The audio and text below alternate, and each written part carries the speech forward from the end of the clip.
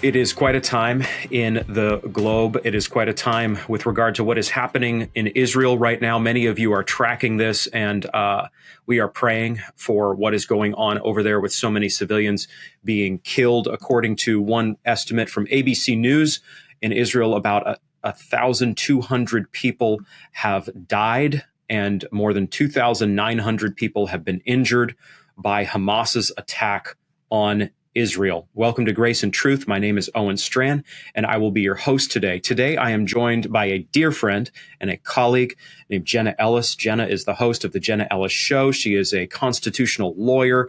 She is a warrior for the truth. She has been involved in many consequential matters in recent years. Many of you will know her name, of course, in my audience, the Christian audience, from fighting on behalf of John MacArthur and Grace Community Church and winning in the cause of religious liberty. So, Jenna, it is a great joy to have you on Grace and Truth today. Well, thanks so much, Owen. And I'm so excited for the launch of your podcast. And I know this has been a long time in the making. And I'm so excited that we can provide all of your content and your great theological mind and background for truly grace and truth to our Salem audience. So it's a privilege to join you. Thank you, Jenna. I really appreciate that. And yeah, it's a delight to be on Salem alongside you. So what we need to do, I think, for my listeners, my viewers, is just situate this conflict politically. Let me ask you this. You're not, of course, in the administration of Joe Biden at this time, but you were in the Trump administration for a good amount of time and served our president and our country faithfully. Very thankful for that. Very thankful for that work you did. How are you reading the attacks in Israel right now? Just what's your quick overview of how we should think about what's taking place? Well, for Christians, of course, we always need to contextualize this within the lens of Scripture. And a lot of people have been asking if this is the beginning of the end times. And I think from an eschatology perspective, we can certainly have that conversation. And we can go all the way back to Genesis, where the root conflict between Abraham's two sons, Isaac and Ishmael, that was the beginning of the conflict between the Jews and the Arabs, and of course, Israel and Palestine. So we always need to put this in perspective. But then just zooming in on the last decade or so of world history, and certainly the United States and our foreign policy with having Israel as an ally. When we compare and contrast this to, for example, the war in Ukraine and the conflict with Russia, and we look at this just horrible atrocity that is going on in Israel, and as we continue to learn more of what's going on, there was a headline this morning that said there were even beheadings of babies. I mean, this is just beyond horror movie type of stuff. And so the first thing, just from an American foreign policy perspective, is that I genuinely believe this would not have happened under a President Trump's administration, because he led, of course, the Abraham Accords and was continuing that whole idea of peace through strength, which is that he told world leaders that you will have retaliation swift and severe if you try anything like this. And he was the first president in modern history that didn't have a major war or escalating conflict start under his presidency. And that was a huge thing. And I do believe that if Governor DeSantis were the president right now as well, it would be the same thing. And so for all of the GOP primary conflicts, I think we need to take a step back and recognize that whether it's a President Trump or it is a President DeSantis, we need one of those two in the White House in 2024 so that we continue to have good foreign policy on behalf of the United States. And we also recognize the importance of the United States relationship with Israel, but also our ability to show strength on the world stage. Everyone looking at Joe Biden right now sees a weak and feckless leader that doesn't even know his teleprompter from his breakfast table. I mean, this is somebody who clearly is not in control. He's not leading. And when you also have a Congress right now that has a vacant Speaker of the House, I think that only escalates the problems within the United States in terms of our ability to rapidly respond to Israel. So there's a lot of things going on here, but from a 30,000 foot perspective, I think we need to recognize that it's so important we have a chief executive in the United States that supports Israel for all of the reasons biblically, spiritually, and part of America's heritage as well.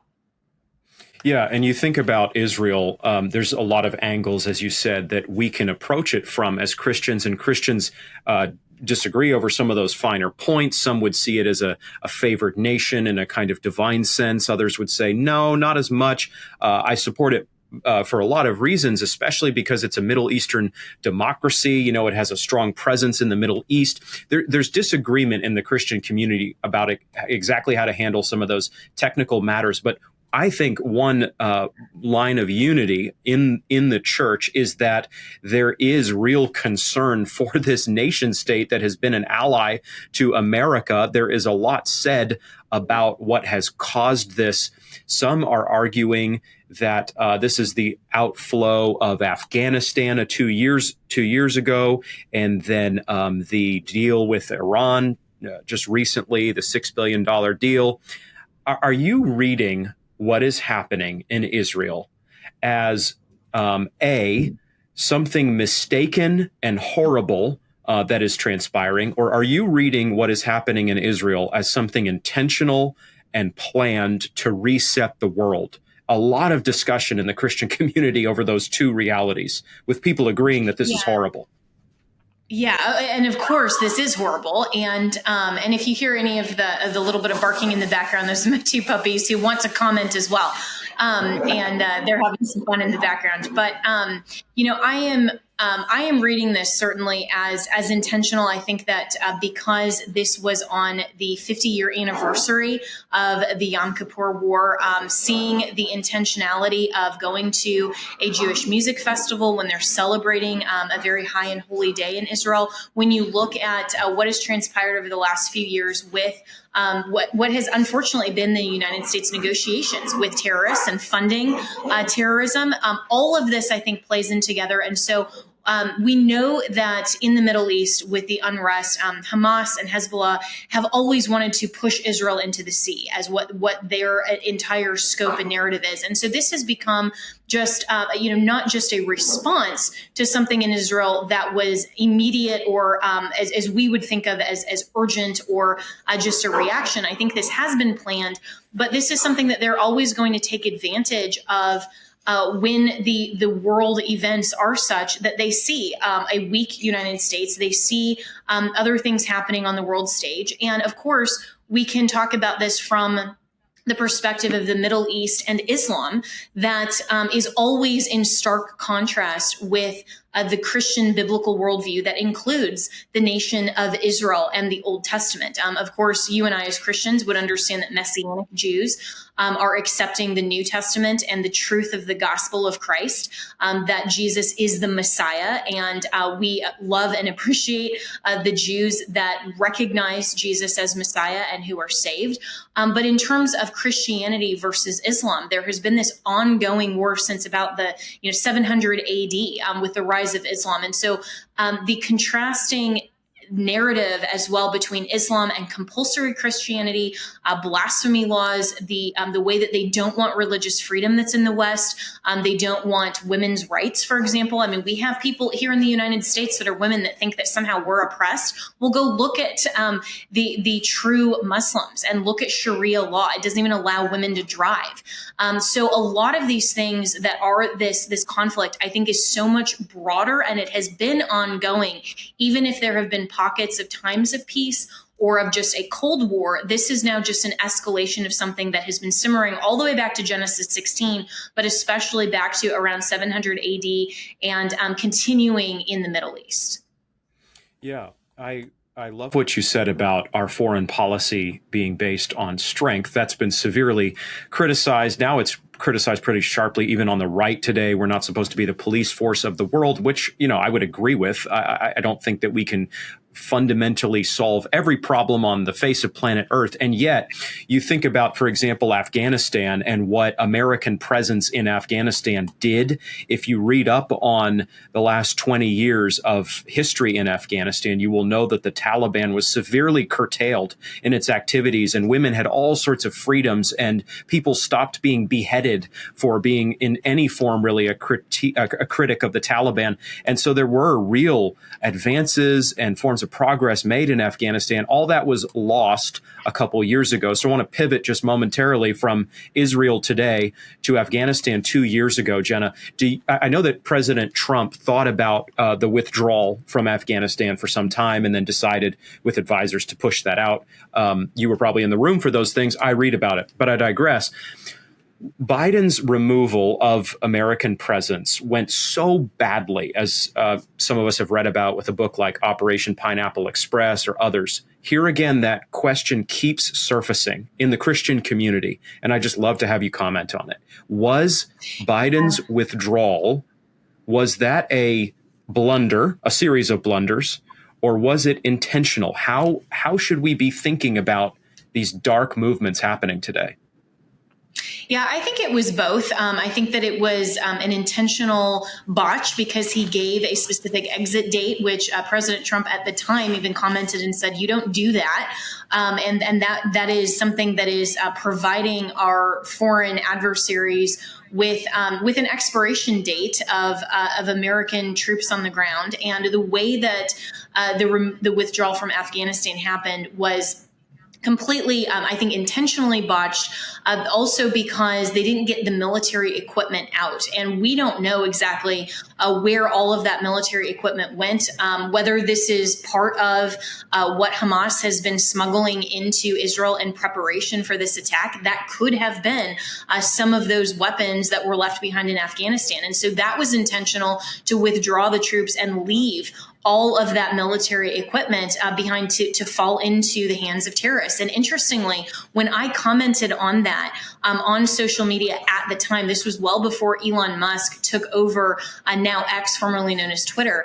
I was censored, and I was actually I was suspended on Twitter for commenting that this could lead to more terrorism, and that the Biden administration is being absolutely derelict in terms of their foreign policy and the actions here. And that was somehow by all of these big tech elites deemed as hate speech. And that was very fascinating to me now in the context of what we're learning in the Missouri versus Biden case, and how big tech has been colluding with the Biden administration, taking their lead on what narratives and what stories and what opinions to silence. And so I wonder if there was some of that the Biden administration didn't even want Americans to discuss. So, I mean, there are a lot of factors here, but I do think that it was more intentional bad foreign policy, along with then a series of blunders that maybe were unintended consequences, or maybe foreseeable consequences of that intentional botch. And this just shows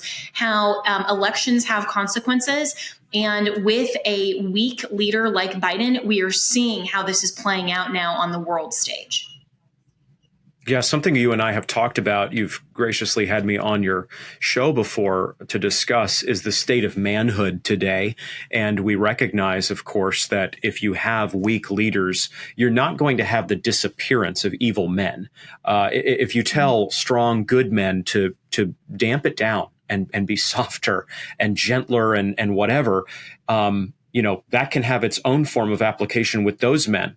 That is not in any way going to mean that strong bad men disappear or cease to proliferate. It is going to mean the opposite. And so in terms of what you were talking about with strength and foreign policy, there's actually a connection between foreign policy and the state of manhood in a given society. And we are seeing that both are very weak today, that there are not many strong, good men out there who will stand up and speak up. And indeed, citizens in general, men and women alike, are now penalized for standing up for the truth. And that is also showing us on the world stage that the man appointed to lead us as president, this figure, Joe Biden, who holds the presidency, is himself seemingly as listless as can be. I remember reading about a conference between President Trump and Mad Dog Mattis.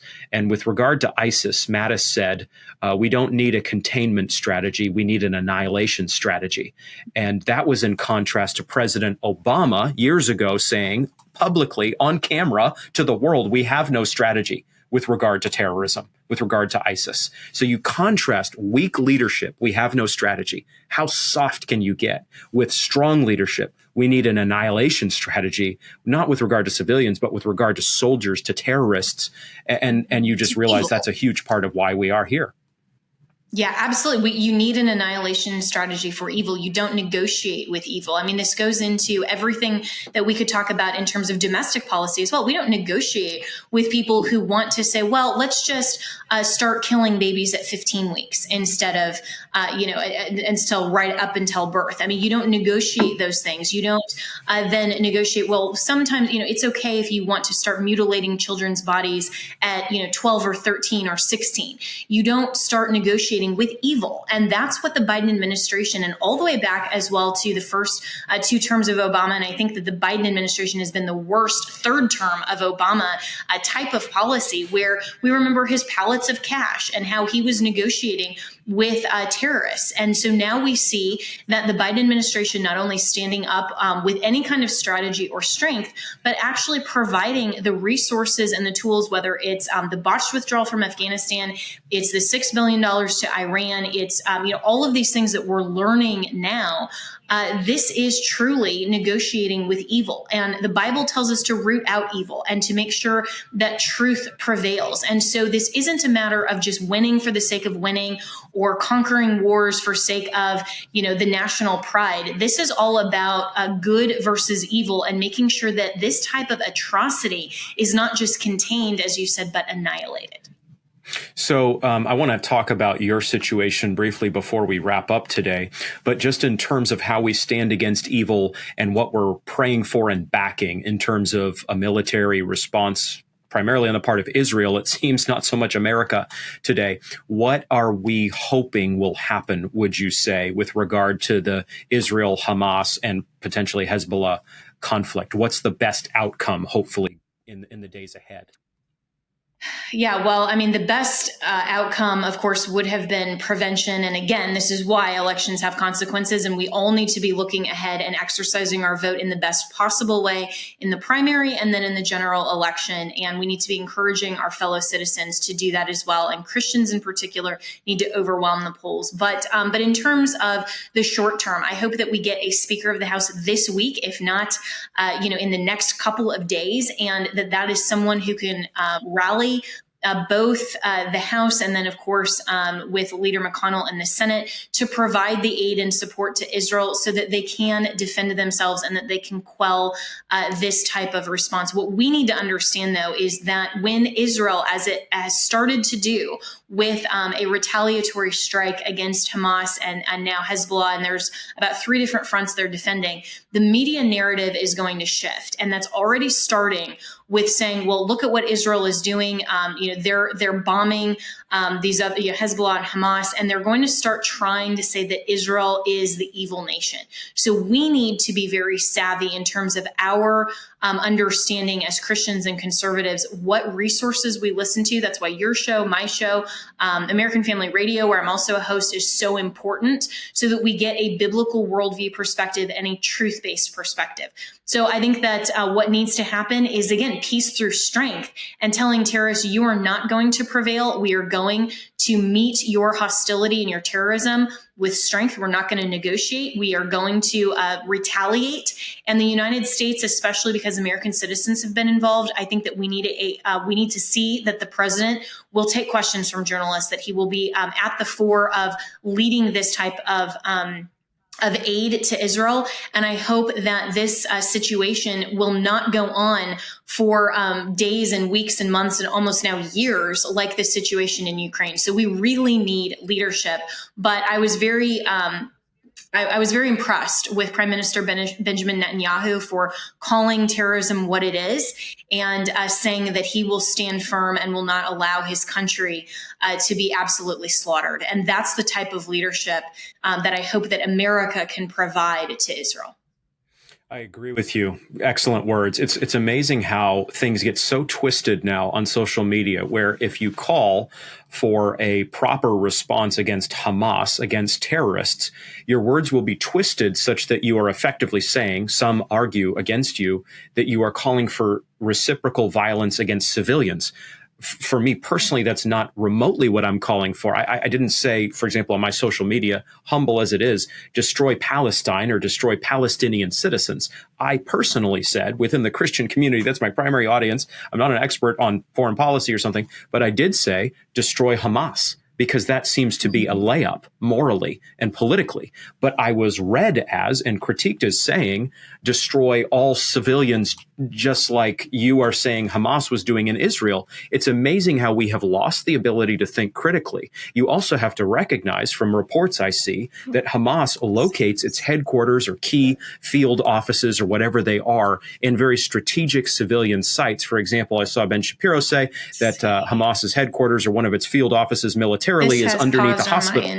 And so these kind of situations mean that there is a response in the Christian community that is exceedingly naive, where people say, oh, look at what you're doing. You're calling for violence against the civilian population. No, we're not. First of all, that's not my view. I don't think that's your view. But you also have to recognize the enemy is very shrewd and is playing you.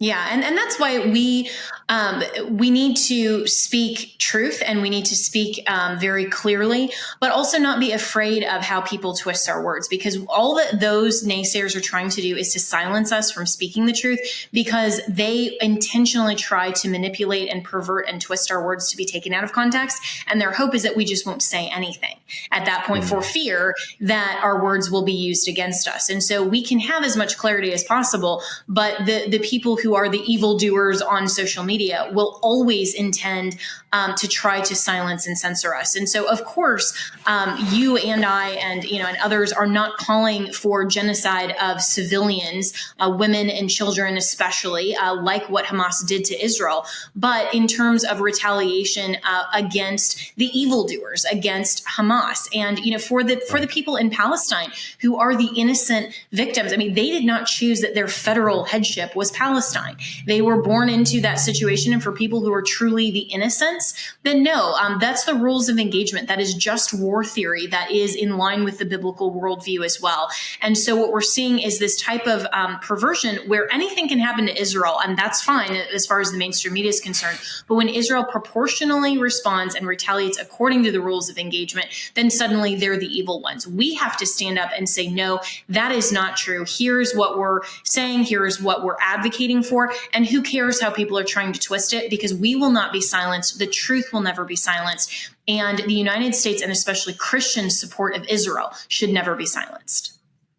Yeah, that's exactly right. It's so shocking, though, today on the right. There really is, I've learned, a far right. It's not even really the far right. It's more like anarcho-tyrannists or something like this, who will absolutely savage you for standing for the kind of truths and ideals that you and I are talking about here. In fact, there are a good number of folks. The Christian nationalist world is a very broad world, so I'm not talking about a big swath of it. But there are folks who apply that banner to themselves and who say, Owen, you goofball, the whole Western order, the liberal order, is nothing.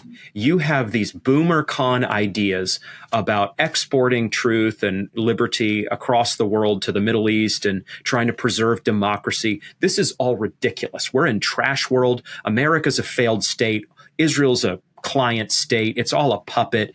And I have an understanding, Jenna, of sinister forces at work in our world. Some of those conspiracy theories out there could be true. I don't know. I can't traffic in them. I can't live in them. I have to live in the light, not in the darkness.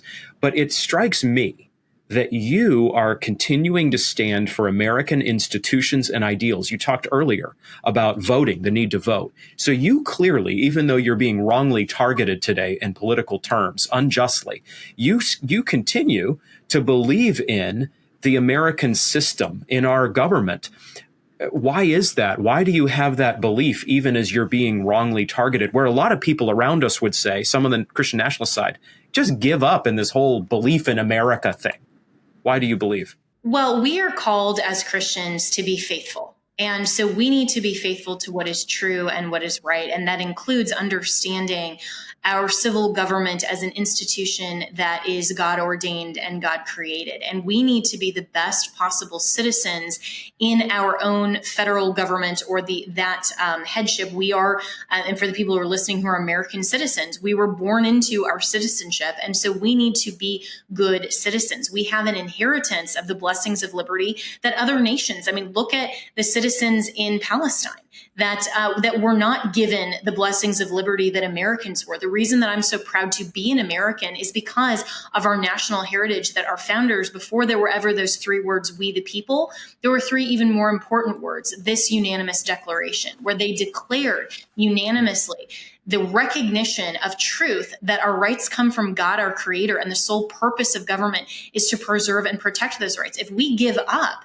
then we are not being faithful to our calling and our moment. Don't miss our moment just because we see that there were failures along the way. I mean, imagine if some of the people who wanted to free the slaves in the Civil War, or who advanced civil rights in a proper, good, and true sense, to take away discrimination on the basis of color, the basis of sex, if they had given up just because it was hard or because they were met with some challenges or some failures. I mean, people love to say on social media, oh, you didn't win in terms of your challenges in the aftermath of the election. Well, that happens in court cases all the time. There's a winner and a loser, but that doesn't mean that if you're an attorney and you lose one case, you go home. No one would ever be a lawyer.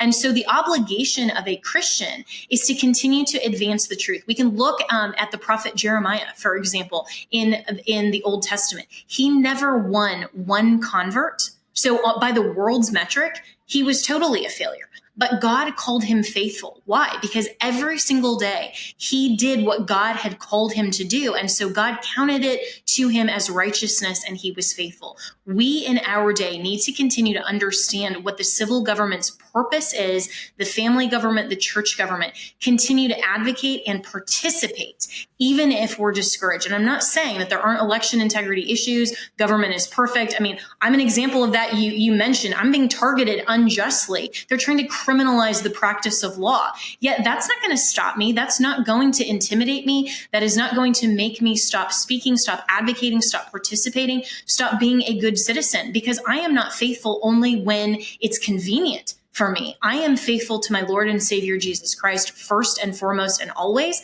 And so it doesn't matter ultimately if in this life I don't get the victory. What matters is that I am faithful to the Lord. And at the end of my life, he says, well done, good and faithful servant. That's what we need to be focused on.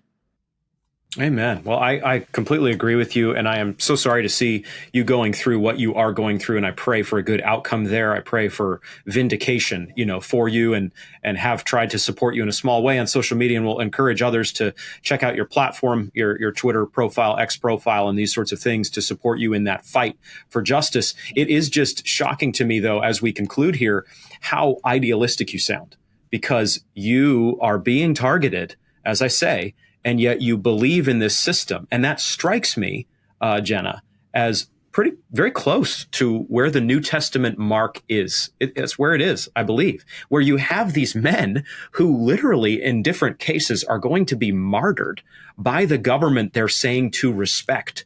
And that is a very different line than has gotten serious traction in the younger evangelical and Reformed community, especially among younger men, I'm finding, where they are saying, the Constitution is done.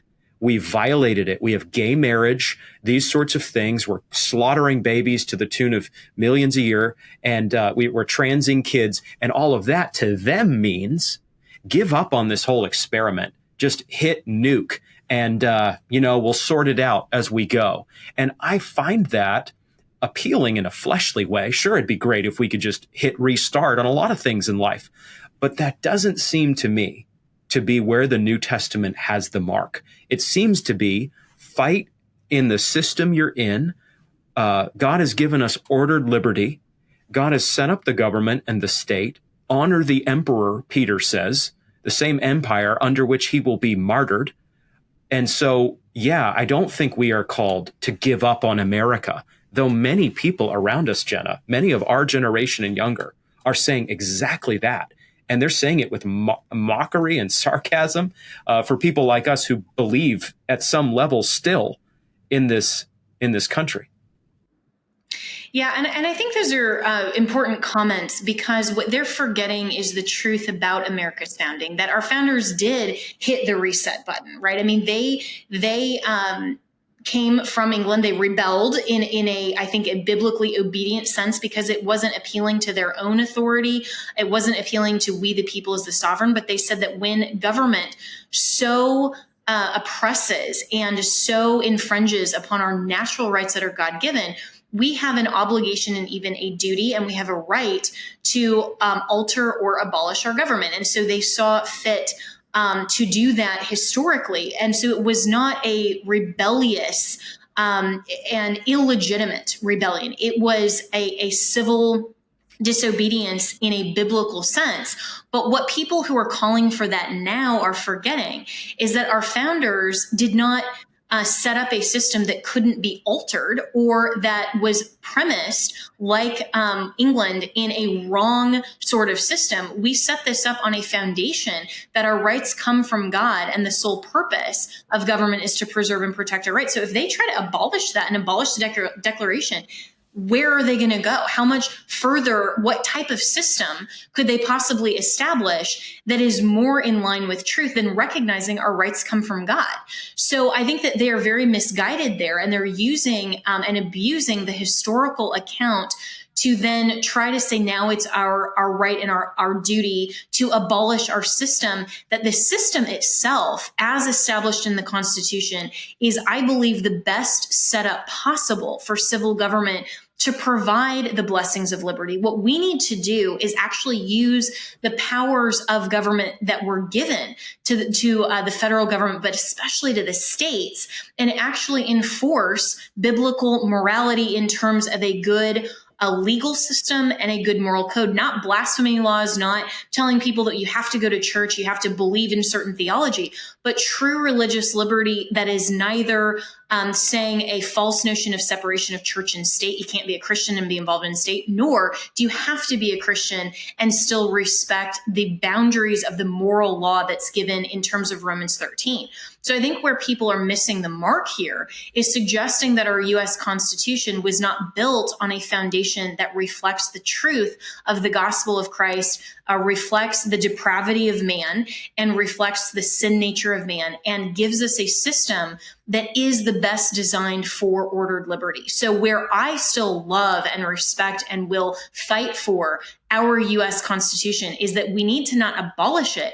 We need to actually utilize it. That's what we're not doing in America. And that's where I see people like Governor DeSantis, Kim Reynolds, some of these other really great Republican governors who are standing up and actually using the powers of state sovereignty to reject and repel the deep state. And they are actually preserving ordered liberty in their states. That's why I moved to Florida, because it is the best state right now for true freedom and liberty, but not false freedom, not the freedom to go and abuse and mutilate your children under this false notion of gender ideology. I mean, we have to have laws that are morally premised, but we also have to understand that that's what the Constitution provides. So for all of these people who are suggesting America's done, this is terrible, they haven't read the Constitution. They don't understand what the powers and the limited, separated powers of government actually are provided for, that we have the ability here in America to utilize that no other country in the world does. Yeah, that's a strong response to that argument that is made all around us today. I agree with it. I believe that if any state or government was outmoded by its illegitimacy, its evil, it was probably the Roman state. I mean, you think about the worship of Jupiter, for example, or emperor worship in the first century, and you recognize that is a very corrupt state. And the Christians in that context could have said, this is too evil. We can't participate in this. We can't render to Caesar what is Caesar's, but it is Christ himself who says, render to Caesar what is Caesar's. Now, that has to be carefully defined. Nonetheless, I commend you for continuing to fight in evil days. You're seeking to be salt and light in these strange times, these chaotic days in which we find ourselves. And in Matthew 5:13-16 thank you so much for being on this episode of Grace and Truth. Where would you direct people to find your material if they are enjoying what they have heard in this episode? Thanks so much, Owen. And I so appreciate your voice. And now with this podcast, it's going to be part of my routine and my lineup. So really appreciate your bold faithfulness and testimony to the Lord as well. You can find me on Salem, as we're now colleagues here, at the JennaEllisShow.com. You can also find me each and every morning on American Family Radio Network. That's at afr.net. And if you'd like to support my defense fund and to just even pray for and encourage me happening. I hear from Christians all across the country daily. That's so encouraging to me, with being targeted by this weaponized institution of government. You can find that at givesendgo.com/support Jenna. You can leave a prayer. You can make a donation there if you feel compelled. And I so appreciate everyone who understands that this is so much bigger than Republicans versus Democrats. This is literally truth versus falsity. And this is all about preserving and protecting our rights as Americans. Well, I agree with you, sister. I'm very thankful for you. I'm praying for you. I encourage my listenership to give and pray to Jenna's cause. It is a sound cause. And I thank you so much for watching this podcast episode. Please do like and subscribe on all platforms, whatever your platform of choice is. Share the show, download it. And until we meet next time, stand for the grace and the truth that is found in Christ Jesus. God bless you.